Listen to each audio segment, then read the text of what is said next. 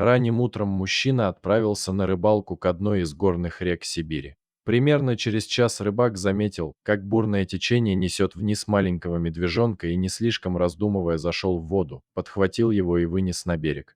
На тот момент мужчина не видел медведицы, она пришла к берегу чуть позже. Уже гораздо позднее мужчина рассказал все обстоятельства того необычного дня. Он вспоминал, что клев был совсем слабым, за все утро удалось поймать лишь пару небольших рыб.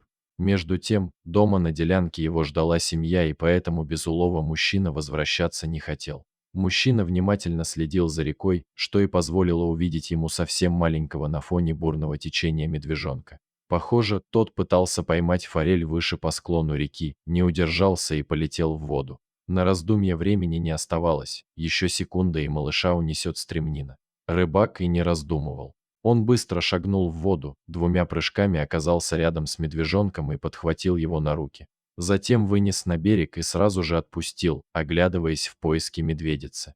Ее поблизости не оказалось, а медвежонок встряхнулся и убежал в заросли. Мужчина пожал плечами и вернулся к рыбалке. Клёва по-прежнему не было, так что через час он начал собираться домой. Повернулся к берегу и замер, перед ним стояла медведица.